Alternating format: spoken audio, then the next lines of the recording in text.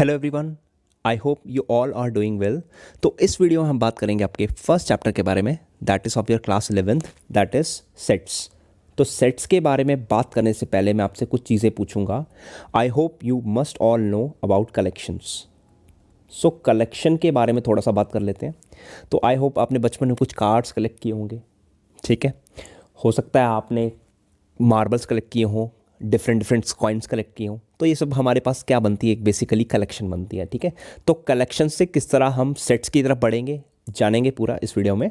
तो सबसे पहले मैं बात करूंगा आपके कलेक्शन के बारे में। तो कलेक्शन हमारे पास दो टाइप की होती है, या तो एक नॉर्मल कलेक्शन होगी या फिर क्या होगी, वेल डिफाइंड कलेक्शन होगी। अब इस वेल डिफाइंड कलेक्शन को समझने के लिए हम एक एग्जाम्पल लेंगे।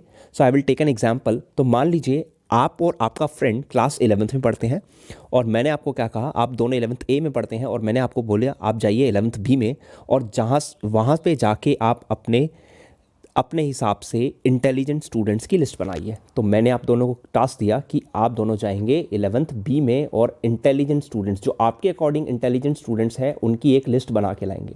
तो मतलब कि मैंने आपको एक कलेक्शन बनाने के लिए कहा। अब हो सकता है कि जो आप हो, ठीक है, आपकी जो लिस्ट हो और जो आपके फ्रेंड की लिस्ट वो हो सकता है कि मैच नहीं करे, ठीक है। There is a lot of possibilities, but ज़्यादातर पॉसिबिलिटी यही रहेगी कि आप दोनों की लिस्ट मैच नहीं करेगी। अब क्यों नहीं मैच करेगी, उसका भी रीज़न मैं बता सकता हूँ। मान लीजिए आपका मैथ्स अच्छा है, तो हो सकता है कि आप उन्हीं को इंटेलिजेंट समझते हो जिनका मैथ्स अच्छा होगा, और आपके फ्रेंड का फिजिक्स अच्छा है मान लीजिए, या फिर केमिस्ट्री अच्छा है, तो वो उन्हीं बच्चे को इंटेलिजेंट रेट करेगा जिनका केमिस्ट्री या फिजिक्स अच्छा होगा। तो इस वे में आप दोनों की लिस्ट मैच नहीं करेगी। तो ऑल्दो आप दोनों की कलेक्शन तो है, बट इस कलेक्शन को हम लोग वेल डिफाइंड कलेक्शन नहीं करेंगे। So this is not a well defined, so not a well defined collection, ठीक है। ये वाला केस आपके पास not a well defined collection बनेगा, ठीक है। अब एक और एग्जाम्पल मैं आपके सामने अभी करूंगा। तो नेक्स्ट वाली एग्जाम्पल ले लेता हूं। मैंने अगेन आप दोनों को भेजा फिर से 11th बी में, और मैंने इस टाइम आपको कहा कि आप दोनों को जाके लिस्ट बनानी है, ऑल स्टूडेंट्स लिस्ट बनानी है, एक all students of class 11th B.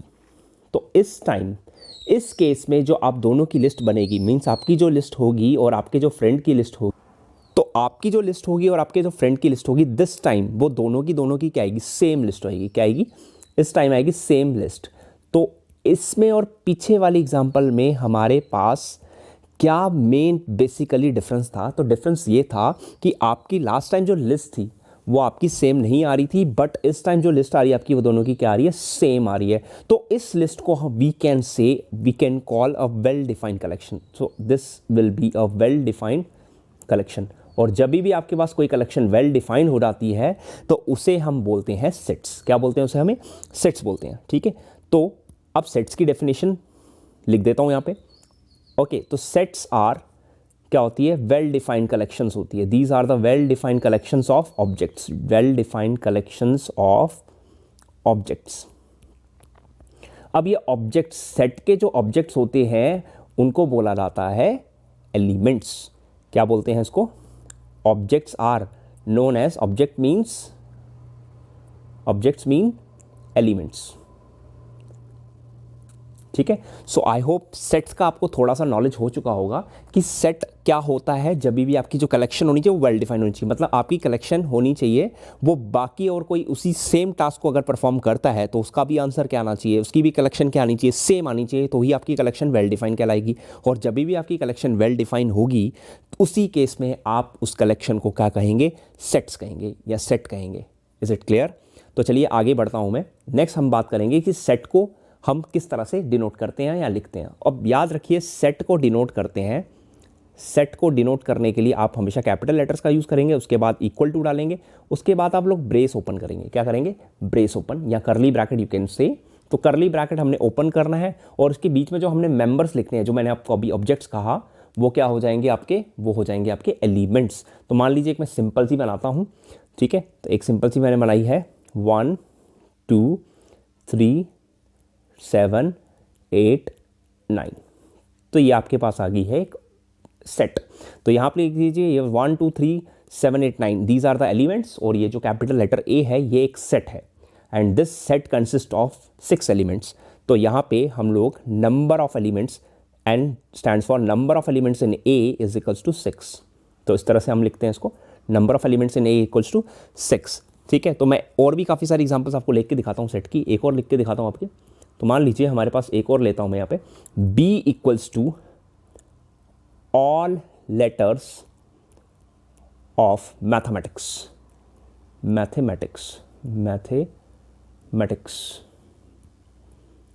तो अब यहाँ पे एक चीज़ देखिए, मैं इसी सेट को एक और तरीके से रिप्रेजेंट कर सकता हूँ। क्या? मुझे सारे लेटर्स लिखने हैं मैथमेटिक्स के। तो सबसे पहला लेटर है M, then comma, then A, comma, then T, then comma, then H, comma, then E, comma, then फिर से M आ गया। अब सेट का मतलब होता है वेल डिफाइंड कलेक्शन, मतलब कि दो एलिमेंट्स अगर सेम है तो आपको उनको एक ही बार रखना है, उसको रिपीट नहीं करना। नेक्स्ट फिर से आया A, जिसको लिख चुका हूँ, T लिख चुका हूँ, देन I आएगा, नहीं लिखा था इसलिए दोबारा लिख दिया। नेक्स्ट C आया और लास्ट में क्या आएगा आपके पास? S आएगा। तो these are the letters of words mathematics. ठीक है, तो हमारे पास एक और सेट बन गई। इसी तरह से मैं एक और सेट बना लेता हूँ, C is equals to 5, 10, 15, 20। So these are some of the representation of sets. अब आपने एक चीज़ नोटिस की होगी, कभी कभी मैंने आपके सामने एक स्टेटमेंट लिखी है और कभी कभी मैंने डायरेक्टली एलिमेंट्स लिख दिए हैं। तो इसलिए हम सेट्स को कितने तरीके से रिप्रेजेंट कर सकते हैं? हम सेट को दो तरीके से रिप्रेजेंट करते हैं। अब ये दोनों तरीके कौन कौन से होते हैं उनको देख लेते हैं। तो सबसे पहला तरीका जो हमारे पास सेट की रिप्रेजेंटेशन के लिए आता है वो हमारे पास है, तो सेट की रिप्रेजेंटेशन हम दो तरीके से करते हैं। तो सेट की रिप्रेजेंटेशन हम लोग करते हैं दो तरीके से। इसमें जो पहली से आती है उसको बोलते हैं हम टैबुलर फॉर्म। क्या बोलते हैं इसको? टैबुलर फॉर्म, या फिर दूसरा नाम बोले तो रोस्टर फॉर्म। क्या बोलते हैं इसको? रोस्टर फॉर्म के नाम से हम जानते हैं। तो हमारे पास दो ही फॉर्म्स हैं सेट को रिप्रेजेंट करने की। ठीक है, मेनली पहली इसमें से है टैबुलर फॉर्म, जिसको हम रोस्टर फॉर्म के नाम से जानते हैं। इसमें आप लिखते समय ध्यान रखिए, तो यहाँ पे हम लोग डायरेक्टली लेटर्स का यूज़ कर लेते हैं, 2, 4, 6, 8, 10। ठीक है, आगे बात समझ में। अब दूसरी वाली जो आती है हमारे पास वो क्या होती है? वो होती है सेट बिल्डर फॉर्म। क्या होती है वो? Set builder form. अब सेट बिल्डर फॉर्म और रोस्टर फॉर्म में फ़र्क यही है कि हम सेट बिल्डर फॉर्म में एलिमेंट्स नहीं बताते हैं, एलिमेंट्स का एक जनरल पैटर्न बता देते हैं। ठीक है, और जबकि आप टैबुलर फॉर्म या रोस्टर फॉर्म में आप डायरेक्टली एलिमेंट्स लिख देते हैं। तो यहाँ पे अगर मेरे को लिखनी हो सेम सेट, तो मैं क्या लिखूँगा? A इज इक्वल्स टू, ये मैं साइन यूज़ करूँगा यहाँ पे, जो मैं बाद में करूँगा। आप देख सकते हैं यहाँ पे 2, 4, 6, 8, 10 ये सारे के सारे 2 के मल्टीपल हैं, तो हम इस लिख सकते हैं 2 इंटू एक्स।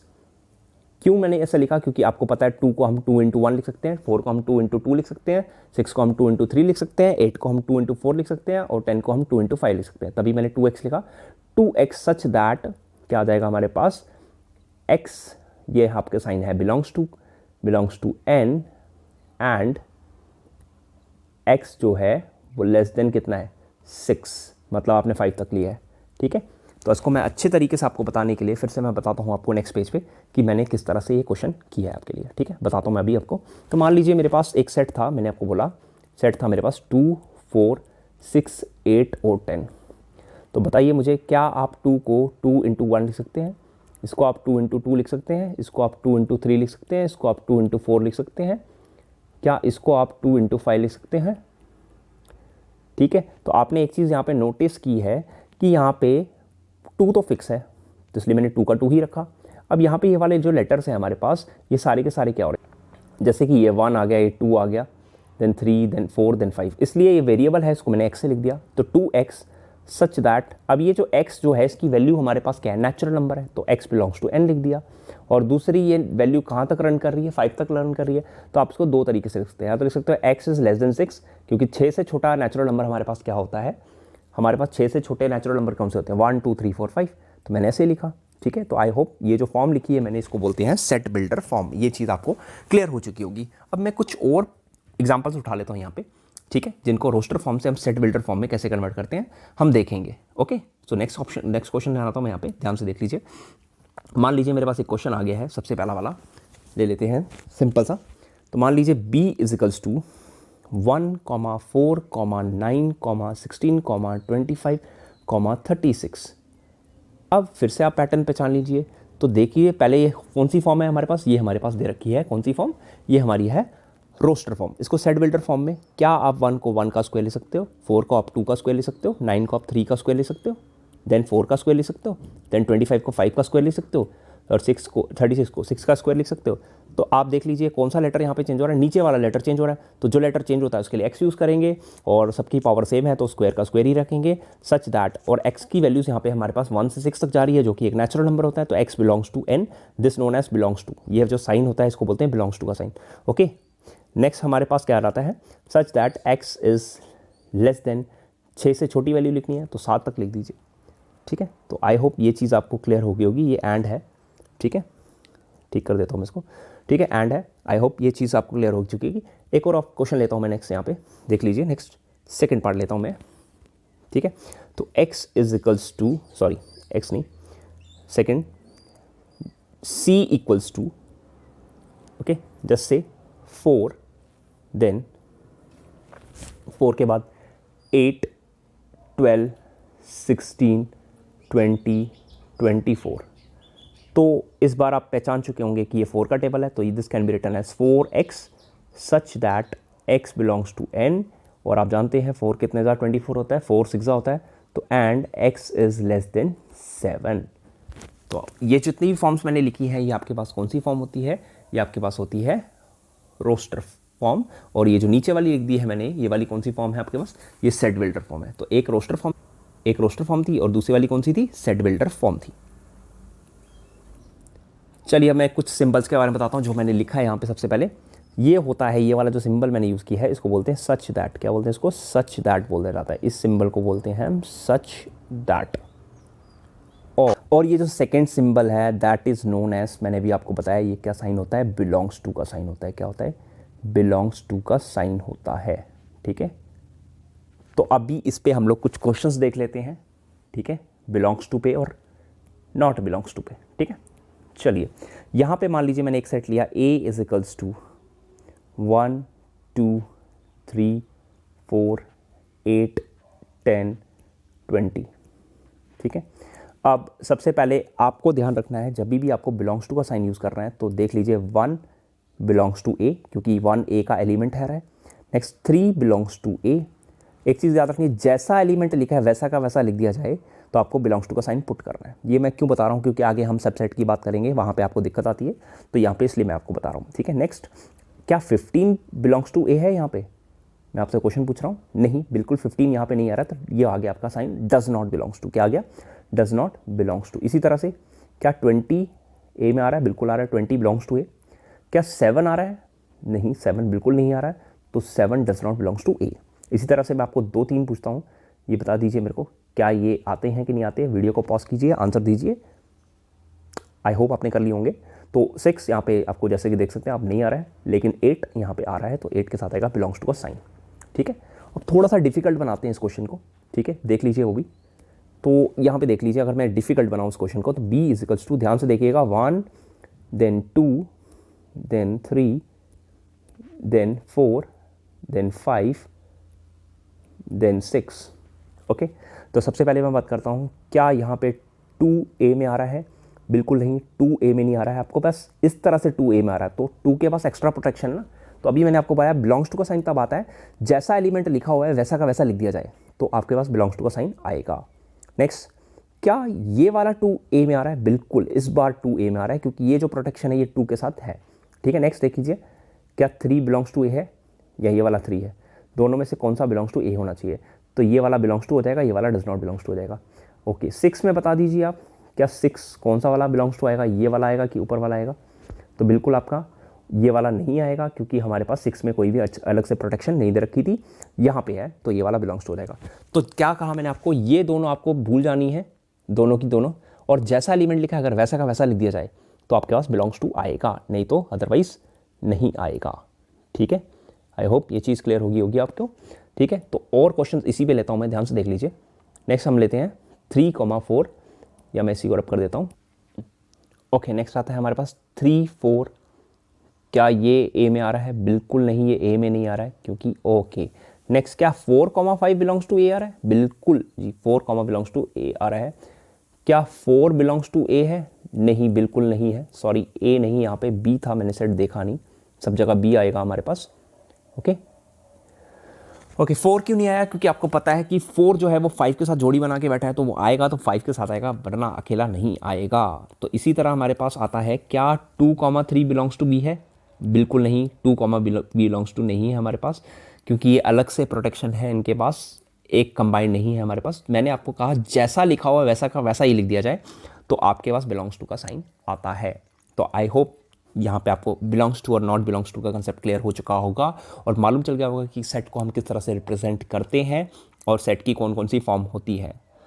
तो अगर वीडियो आपको अच्छा लगा तो वीडियो को आप कर सकते हैं लाइक और अपने फ्रेंड्स के साथ शेयर कर सकते हैं, और चैनल पे न्यू है you can subscribe to this channel and press the bell icon to get the latest notification about our new videos. तो thanks for watching and have a good day. Thank you all.